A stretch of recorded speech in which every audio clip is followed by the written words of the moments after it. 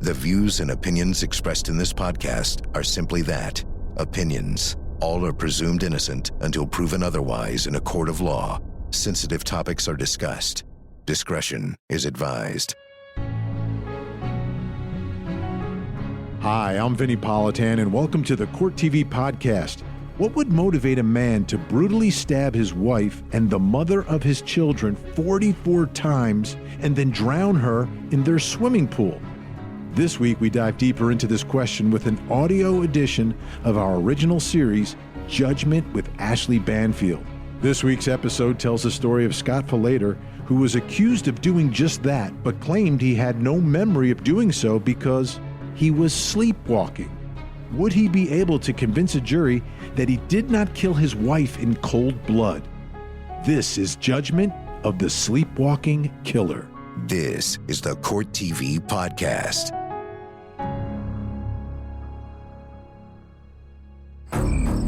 People heard the yelling and fighting with her. The neighbor says he stabbed her and drug her over the pool, held her under the water in the pool. And I'd like to know why.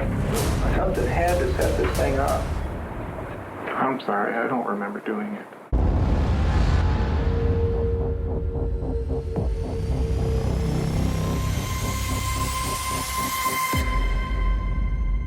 Domestic violence that results in murder, tragically, is all too common.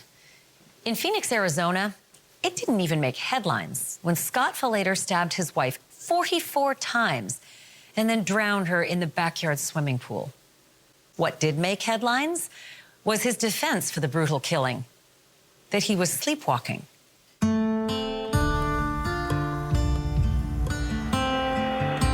Scott and Yarmila seemed to have fairly typical marriage. This was a seemingly idyllic couple with a happy family.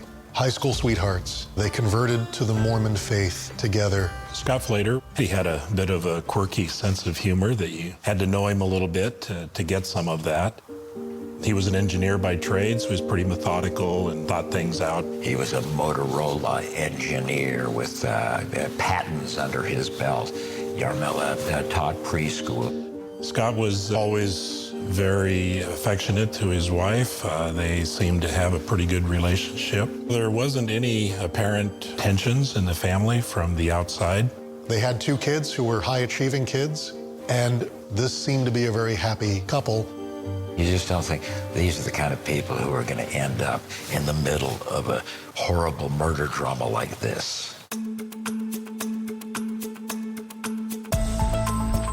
911, emergency. I don't know. My neighbors, there was a bunch of yelling and screaming going on. I looked over the fence, and the husband just threw, I believe, the wife to the pool, and it looks like he's holding her underwater. It comes out as what we call a hot call. It comes over the radio. Possible domestic violence, possible homicide in progress. The suspect was nowhere in sight. The victim was rarely in sight. She was floating more towards the center of the pool, face down. I saw movement in the home. I could see that Scott Falater was walking down those stairs. I immediately, at gunpoint, ordered him onto the ground. I was handcuffing him that he said, "What's wrong? What's going on?" Scott, I'm John Norman, State Department. Talk to you a couple minutes. You okay? Cold? Homicide, does that mean my wife is dead? Yeah. This is what's called a behavioral analysis interview, and the goal of the behavioral analysis interview is to really get a confession. Confession evidence is exceptionally powerful in trials. Obviously you think I did it. I don't know what makes you think that. Well, because I had a neighbor staring at you watching you do it, that's why. Jeez. It's not whether you did or not. It's not my concern. So I want to know why. Understand it. What could bring this on?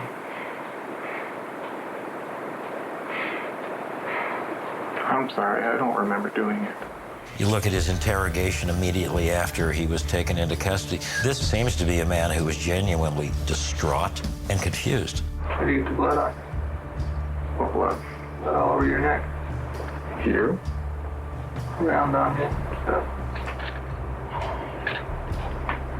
I didn't know there was blood on me. Something had to set this thing up. You know, you're a good person, you're a good family man. I mean, for everyone I was telling, people don't just, I mean, something brings people on when they snap like this. I'm sorry, I just don't know. Okay, that's the way you want it. But you're going to jail for first-degree murder. When I first saw him, I kept thinking, well, what's the defense to this? He has absolutely no memory of what happened.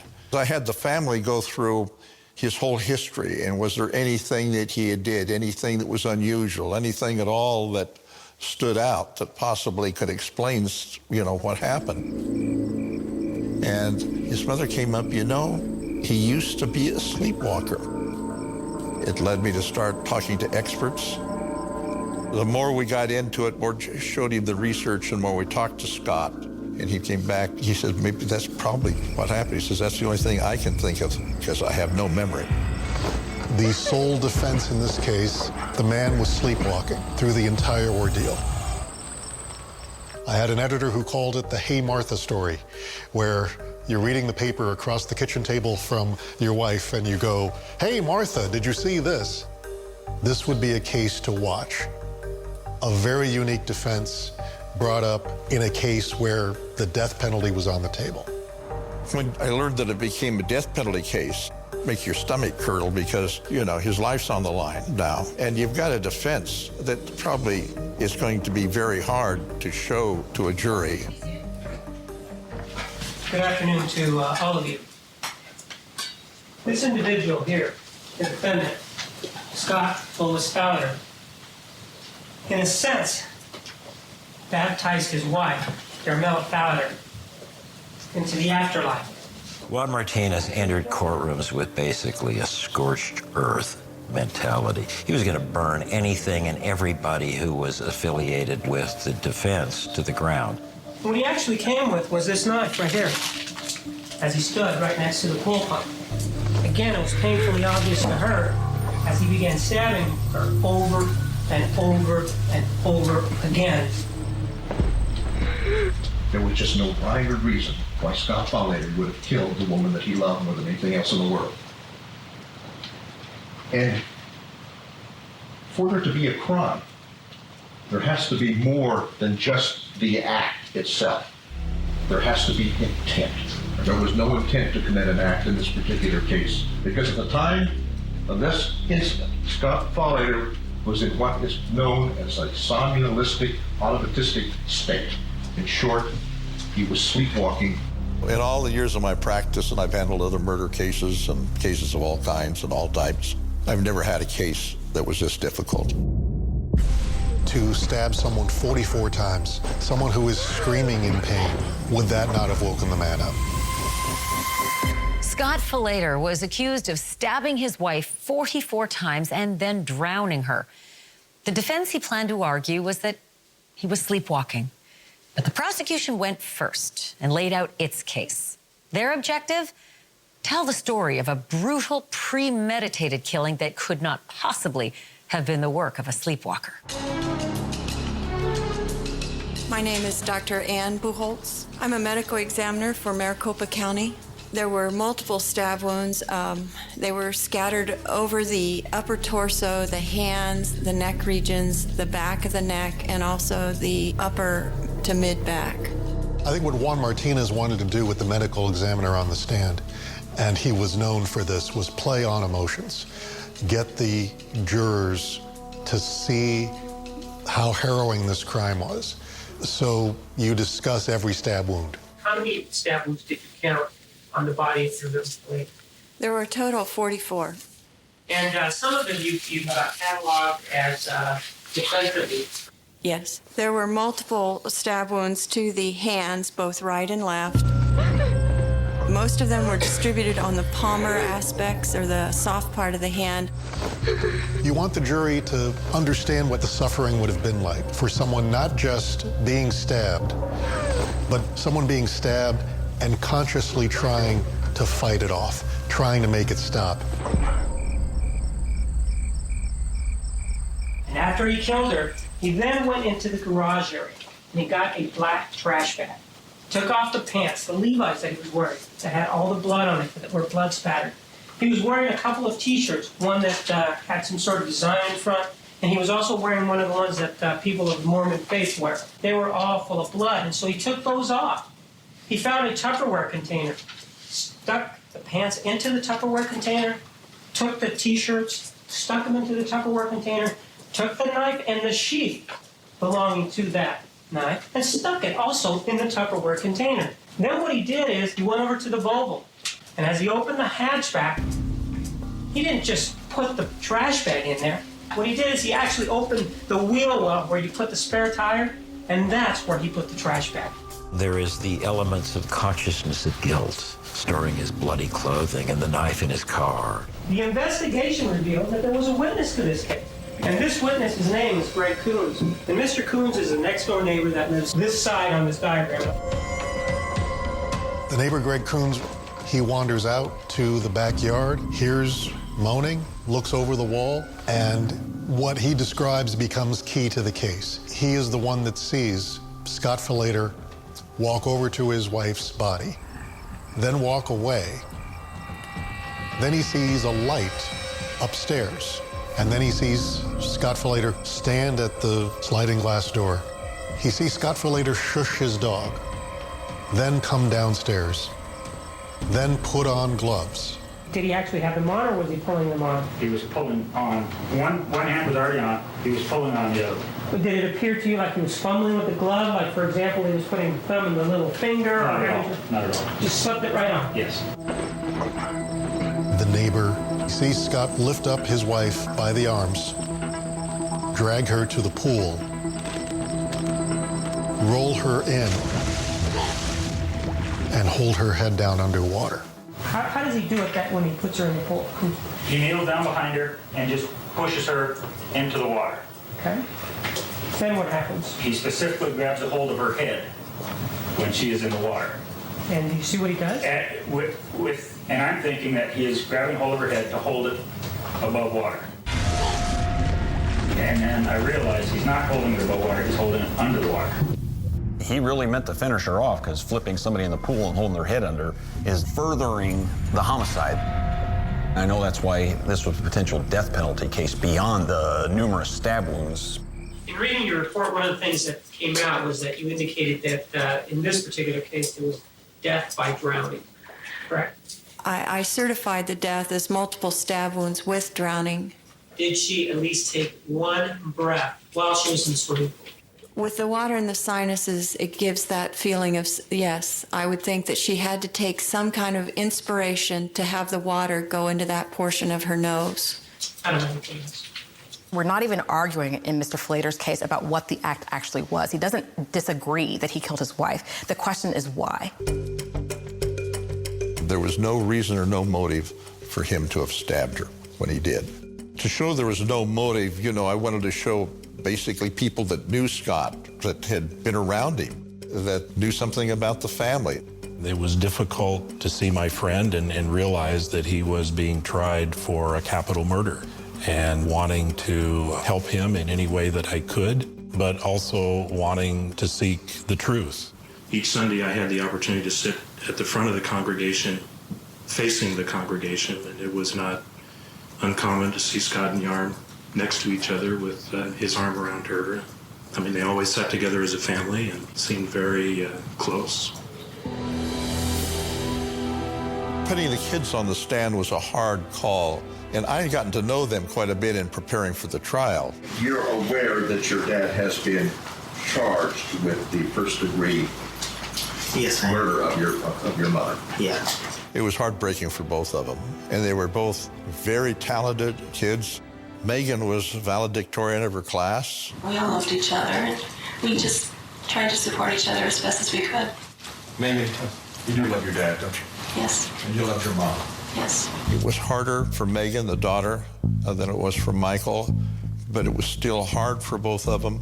But I thought, and they agreed, that a jury needed to hear from them. Was there anything in the relationship between your mom and dad that caused you to worry or be concerned about it because there was tension between them for any reason? No. Did you ever see them fight, Mike? No. Did you ever see them argue? No. And up until the time you went to sleep, did you hear any noise or disturbance downstairs? No. You hear anyone fighting or screaming or yelling or anything? No. I take it, Michael, that was the last time you saw your mom. Yeah. They were there that night. They didn't see anything that would be a basis for him to stab her. Why would you put on gloves after the murder rather than before? Why would you not try to hide the body rather than leave it in a pool, which is obvious and lit? For a very intelligent man, this was very illogical behavior.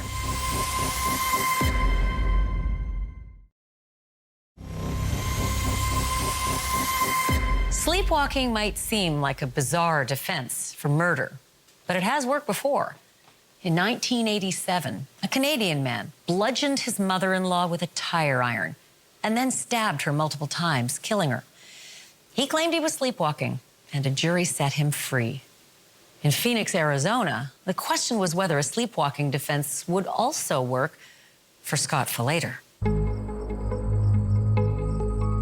Scott had absolutely no memory at all. And that led me to put on a sleepwalking defense. I had to have experts to put on the stand to establish, what sleepwalking is, what causes it, how does it happen? Can people be violent when they're sleepwalking? Sleepwalking is very common in children. 20% of children will have sleepwalking, and then most grow out of it, but there is a 3 to 4% of the adult population that will still have sleepwalking in their adult life. Sleep deprivation or poor sleep hygiene or physical stress or emotional stress or a combination of all of these can cause sleepwalking episodes. I do believe that Mr. Falater, he was very stressed at work. He had emotional stress, physical stress. He was sleep deprived. He was working long hours to get this project going, which was actually in the process of failing, and that was one of the things that concerned him. And he was trying to fall asleep at work, kind of just nod off. And so he started taking no-dose. And that could have actually had an impact on him. One of the things to show that Scott was a sleepwalker, you've got to do this particular test. They must have been looking for some consistencies in his physiological parameters.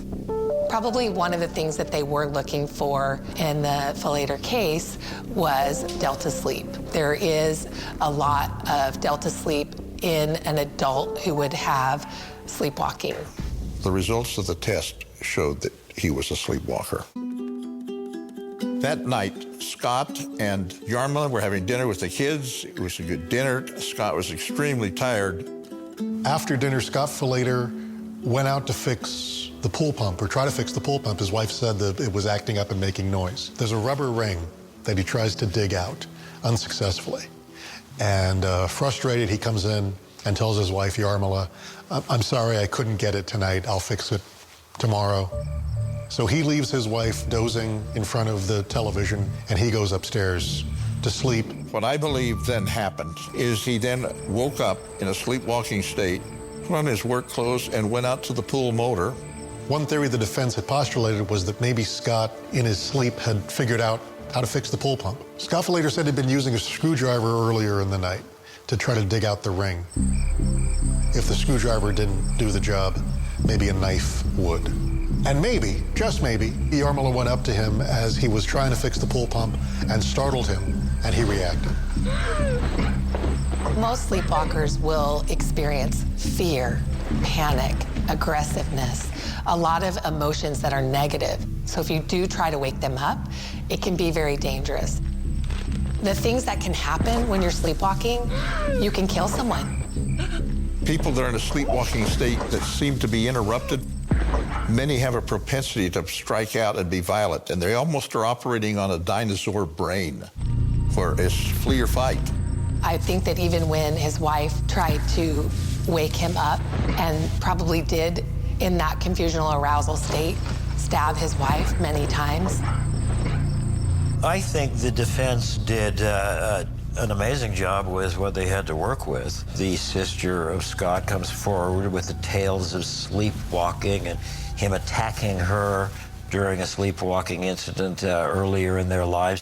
He was at the kitchen turning the faucets on and messing around with everything around the sink. There were a lot of dirty dishes there and stuff. And he didn't answer me, and I just kind of stood there watching him. And then he moved toward the back door and turned the deadbolt lock so he couldn't get out. Okay, go ahead. And when I did that, I brushed against him, and he turned around and lifted me up and just tossed me through the air. And all of a sudden, he attacked her. And so she had an episode where he was violent with her, and he had absolutely no memory of it, doesn't ever remember any of it happening or even being in the kitchen. Michael Kimmerer for the defense is trying to give a seminar, trying to give a quick graduate course on sleep science, and try to get a jury to buy into this theory that this is possible. Doctor, your opinion, as of today, is that Scott Falater was in a sleepwalking state when he stabbed his wife. Is that correct? That's correct. One of the experts believed in Scott Falater's case so much that they were volunteering their services. Doctor, you indicated that one of the things that you looked at in reaching an opinion in this case that Scott was sleepwalking at the time he stabbed his wife was that much of it was illogical or nonsensical. You remember that? Absolutely. It's one of the diagnostic criteria that it has to be a senseless act. And then some of these acts that you see, for instance, the frenzied stabbing, is that almost nonsensical? Is that one of the things that's almost nonsensical about this, the number of all the wounds? Yes, of course. And would you describe to us some of the other things when you reviewed the evidence and the facts, which make no sense to you in terms of the charge in this case? There was no logic to the behaviors really from start to finish as they were reported. Why would you change clothes and then go down and move the body, which is going to get you bloody again? Why would you put on gloves after the murder rather than before? Why would you not try to hide the body rather than leave it in a pool, which is obvious and lit? Why did the murder take place under the children's bedroom windows? I can't say that for a very intelligent man, this was a very illogical behavior. Do you know where the items were found? The knife and the rest of the items? I understand they were in his car in a Tupperware container. I'm indicating that he was hiding those items. As a result of that, he was not sleepwalking. Why would he package it so nicely in a plastic bag as opposed to a paper bag? I really don't know, but I know him to be a very fastidious and tidy person. Those habits were persisting in that state as well. In this case, one expert testifying on behalf of Scott Falater just genuinely believed this was a classic episode of a sleepwalking case that ended up in a violent crime. Our next witness will be the defendant, Scott Falater. And I crawled up to her and hugged her feet and begged her forgiveness. Scott Falater was on trial for his life, charged with stabbing his wife 44 times and then drowning her. It is rare for a killer to claim he was sleepwalking as a defense. It's also rare for a defendant to take the stand. But that is exactly what Scott Falater did. He took the stand. Our next witness will be the defendant, Scott Falater. Probably rule 101 in law is criminal law, you don't put your client on the stand. If the jury does not believe him, the case is over. Everything else you put on means nothing. Scott, let me ask you, is there any reason at all that you're aware of why you would kill your wife and Charlotte? No, there's no way I could do that. Not intentionally. I loved her. How important is Charlotte? I don't know what I'm going to do without her.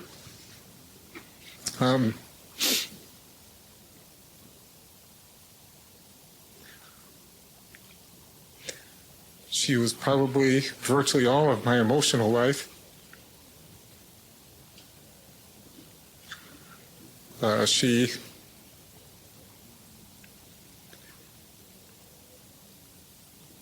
She provided a wonderful home, gave me peace and stability, always there, that I could always count on. Home was always a haven for me. And that was her doing. We've heard discussion here, or inferences here, that Darla didn't want any more children, and that you did, and this may somehow be the reason why you would killer. You've heard that suggestion being made in here by Mr. Martinez. Yes, I have.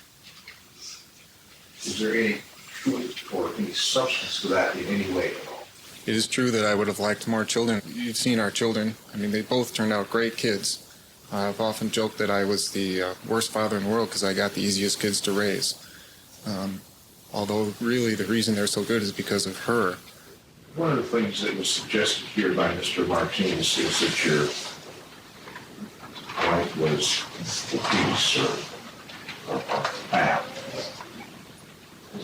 Does that have any impact on you thinking of how much you love this woman? No, I kind of like large women. Yeah, she might have been large, but she's always beautiful to me. Always. Scott looked like a meek and fairly mild Motorola engineer, father of two, who was stressed out on the job. I think he acquitted himself pretty well on the stand. Then there came this point where you accepted the fact that you were the one that had stabbed Yarmouth. Is that correct? Yes. How do you feel about that stuff? I assume that I must have gone crazy or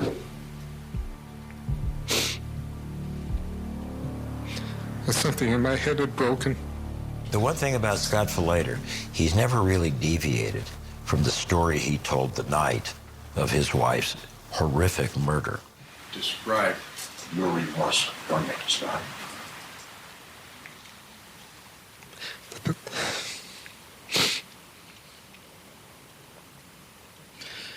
The best way that I can explain it is to tell you of a dream that I had perhaps a week or two after I was arrested here in the jail.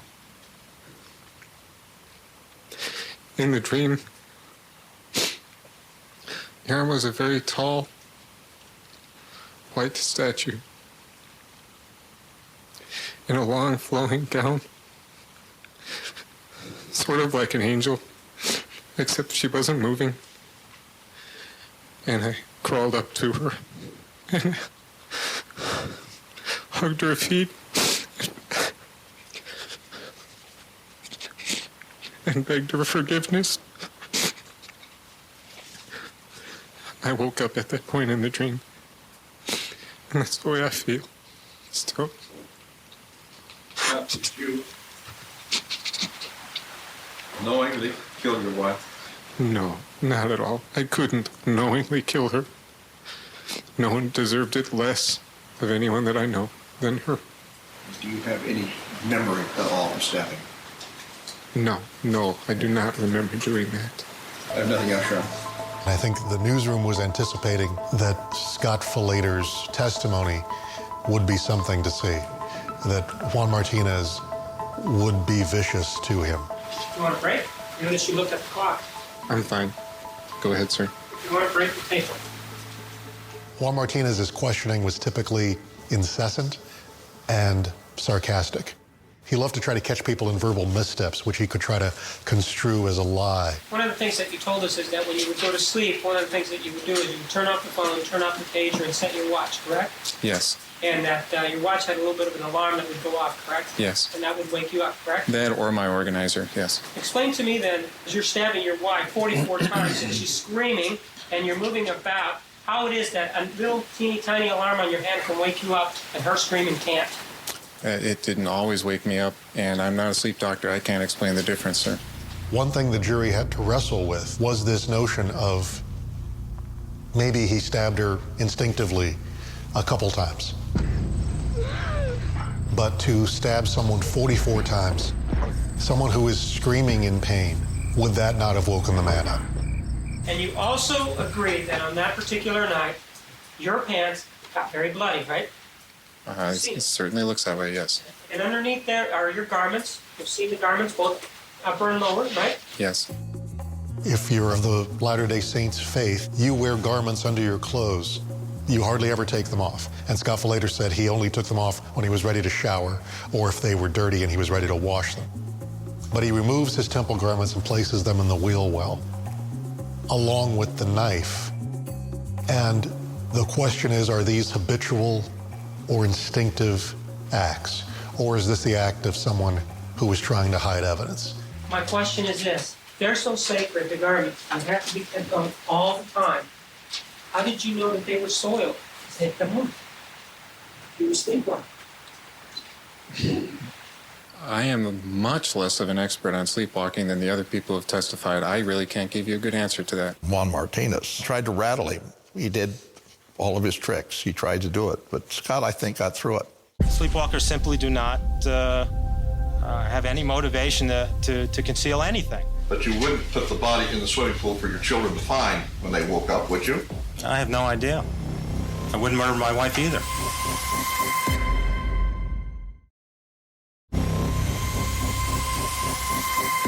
In Arizona's sleepwalker trial, the defense put sleep experts on the stand who believed that Scott Falater was sleepwalking when he killed his wife. But during its rebuttal, the prosecution called some sleep experts of their own. One of them in particular had a very different interpretation of the events surrounding that night. What is your opinion as to whether or not, back on January 16th of 1997, when he stabbed his wife, whether or not the defendant was sleepwalking? I think all the evidence says he was awake, and all the evidence says his behaviors were far too complicated to be sleepwalking. There were dueling sleep experts. The prosecution had the easier job.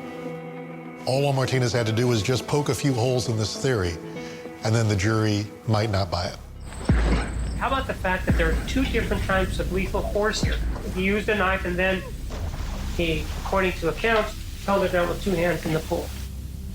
The only way that sleep specialists think that violence can happen with a sleepwalker is that somebody confronts them, physically confronts them, gets in their way. Now, that's clearly impossible on the second episode of violence. The victim was laying there near death. Clearly, she didn't get up and get in his way. She didn't grab him. She didn't stop him. In all cases of sleepwalking violence that I'm aware of, the victim comes to the sleepwalker. The sleepwalker doesn't come to the victim. I do believe that Mr. Falater could have been asleep and, he's in that confusional arousal state. However, it lasted too long for me to believe that he did all of that during his sleep. I believe at some point he had to have come to normal waking consciousness and realized what he did and possibly panicked. I draw the line where he put her in the pool.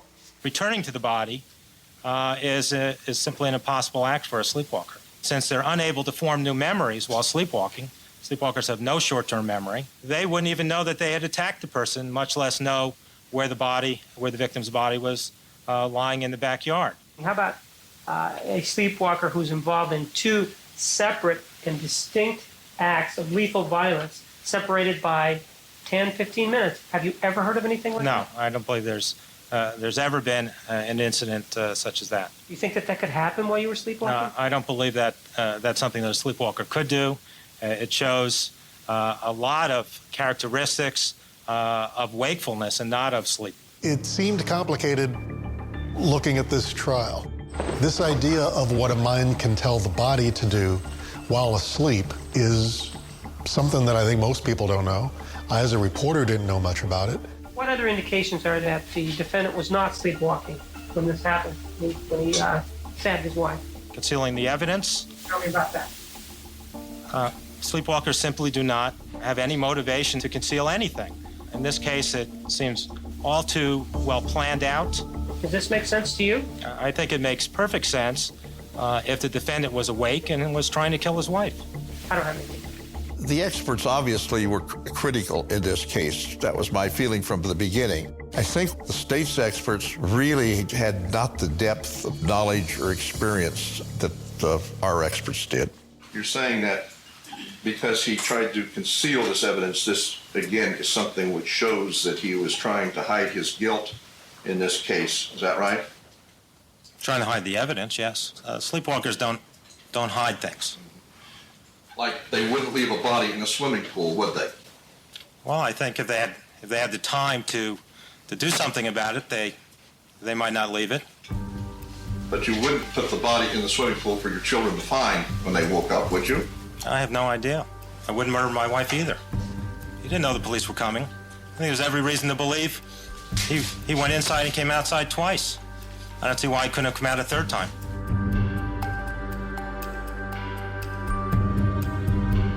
You've been told over and over and over again. He was sleepwalking. He's a good man who worked hard, and he was sleepwalking. That's what they want you to believe. What he actually did is he lured her out there, comes up behind her, puts his hand over her mouth. Can she speak now? And what does he do? He goes to her breast. This is the way the stab was over and over and over and over again. For those of us who'd seen Juan Martinez in a courtroom before, it didn't matter whether the camera was there. His audience was the jury, and he was very theatrical for the jury. He then goes over there and he stands over her. But she's not dying quick enough for him. What if she survives? So what does he do? Immediately goes to get the gloves. I can't get dirty anymore because I've already cleaned up. So I go and get the gloves. I drag her down, put her in the pool. But this time, the problem is she's floating. She's not going to die. That's why he then uses both hands to make sure, holds her head down. Now he's done the task. When the facts are brought out, it's impossible for him to have been sleepwalking. And I'm asking you to vote to convict him of first-degree murder.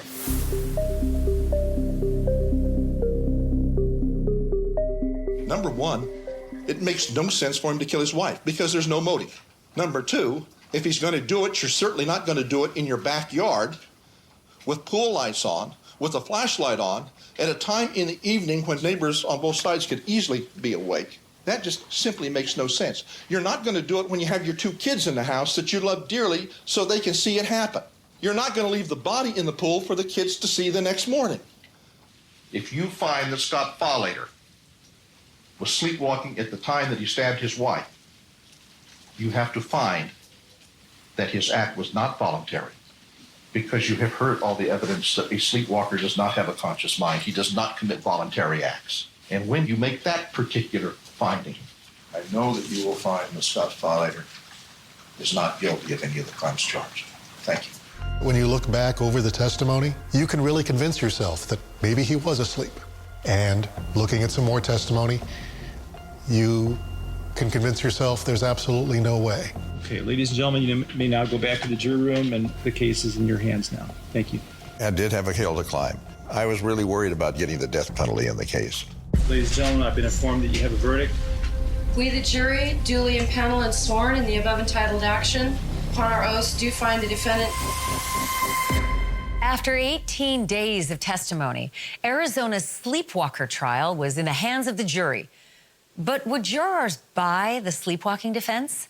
And if not, would Scott Falater be sentenced to death? The verdict came early in the second day of deliberations. Ladies and gentlemen, I've been informed that you have a verdict. Is that true? Yes. Okay, the clerk will please read and record the verdict. We, the jury, duly impaneled and sworn in the above entitled action, upon our oaths, do find the defendant guilty of murder in the first degree.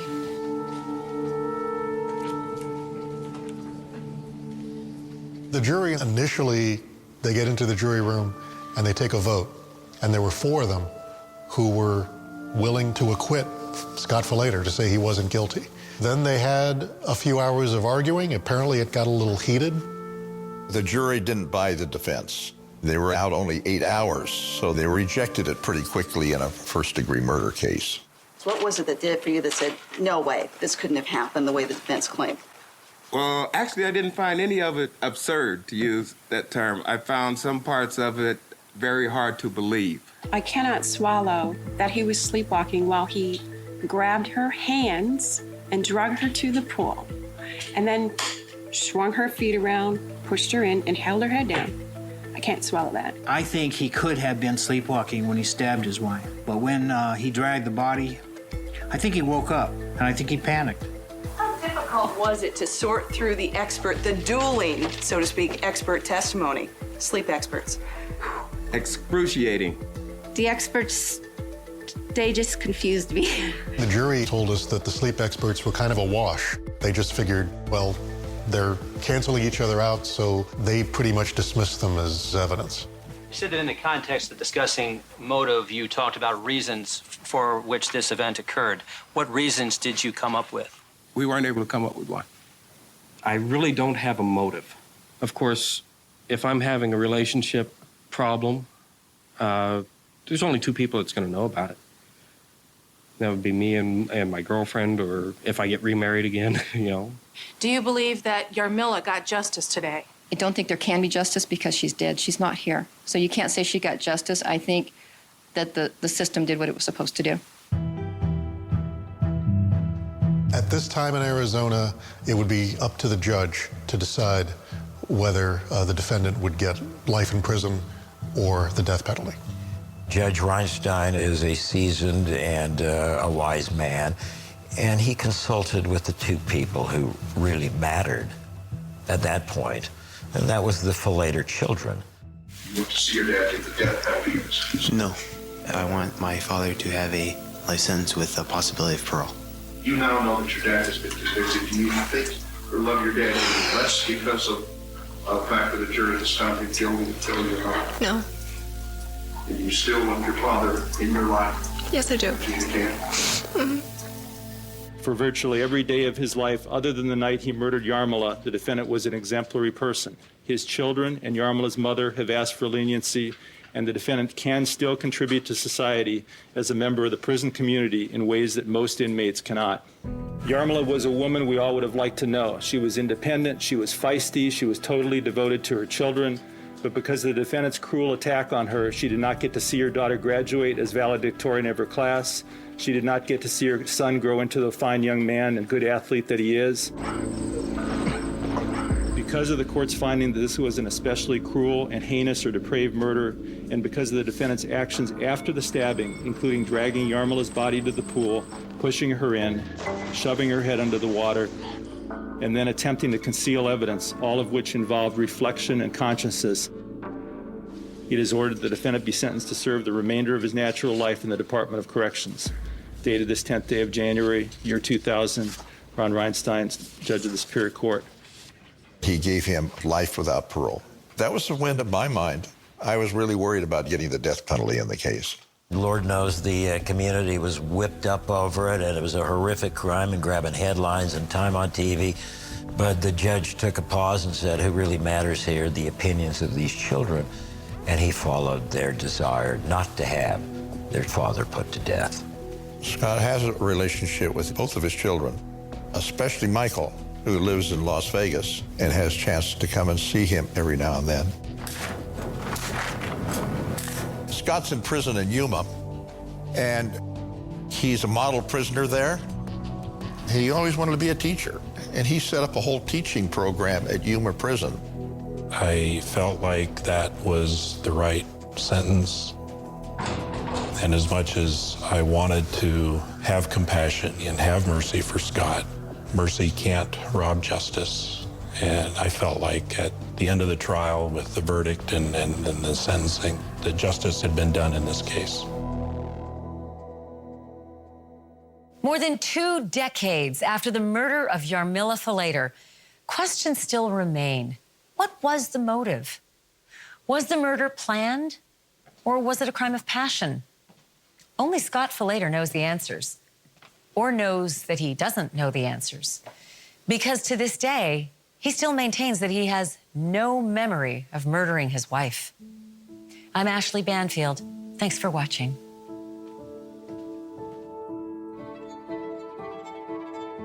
There you have it, one of the many truly fascinating cases from the Court TV trial archives. If you want to see more incredible trials, you can find a link in the show notes to the many trials Court TV has covered, available to stream for free on our website. And be sure to tune into my show, Closing Arguments, weeknights at 8 p.m. Eastern, where we dive deeper into the biggest true crime stories from across the country. Thank you so much for downloading, and as always, please don't forget to hug the kids. This podcast is a production of Court TV. Go to CourtTV.com for more content, trials on demand, and to find out how to watch Court TV in your area.